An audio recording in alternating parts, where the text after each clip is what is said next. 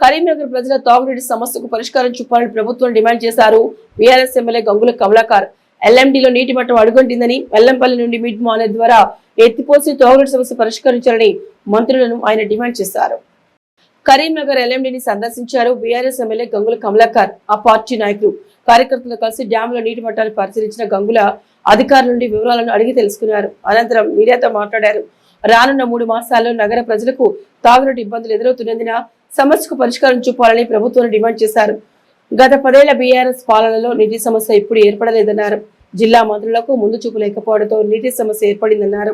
వారంలోగా ఎల్ఎండిలో నీరు నింపకపోతే ప్రభుత్వానికి వ్యతిరేకంగా ప్రజలను సమాయత్తం చేసి ధర్నా నిర్వహిస్తామని హెచ్చరించారు. ఎమ్మెల్యే గంగుల వెంట బీఆర్ఎస్ నగర అధ్యక్షులు చల్లా హరిశంకర్, మాజీ కార్పొరేటర్లు వంగపల్లి రాజేంద్రరావు, వాల రమణారావు, మేచిడి అశోక్రావు, బోనాల శ్రీకాంత్, ఐలేందర్ యాదవ్, కొత్తపల్లి మాజీ వైఎస్ ఎంపీ తిరుపతి నాయక్, దుర్షేడ్ మాజీ ఉప సర్పంచ్ సుంకిసాల సంపత్రావు తదితరులు పాల్గొన్నారు. మేము ఒకసారి బీఆర్ఎస్ ఎమ్మెల్యే బృందం అందరం కలిసి పోయినాం. మీరు కూడా వచ్చినట్టుండ్రు ఆ రోజు. మీరు రేపటి వరకు మోటార్ నీళ్ళు ఆన్ చేయమని మీటర్ ఆన్ చేస్తే మొత్తం నిండినాయి కదా. మేడిగడ్డ కాడ నీళ్ళు లేకపోతే మోటార్ ఆన్ చేస్తే మొత్తం ట్యాంకులు ఎందుకు నిండినాయి ఆ రోజు?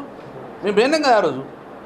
మేము ఇప్పుడు కూడా అంటున్నాం, మేడిగడ్డ కాడ కాపర్ ట్యాంక్ కడతారో డైవర్ట్ కడతారో తాగునీటికి ఇబ్బంది లేదు, డైవర్ట్ చేసుకొని సుందీలో నింపండి, సుందీ నుంచి అన్నారం నింపండి. మళ్ళీ డ్యామ్ సేఫ్టీ వాళ్ళు సుందీలోకి వెళ్ళి నీళ్ళు ఫ్రీ ఫ్లో ఇచ్చిపెట్టమన్నారు. ఇవ సాకు చెప్తున్నారు అంతే. అంటే నేనేమంటున్నా, మా వేడిగడ్డ కాడ కేసీఆర్ కట్టిన నీళ్లు డ్యామ్ కట్టిండు, ఆ నీళ్ళు మొత్తం అంటరానితనంగా చూస్తున్నారు మేము.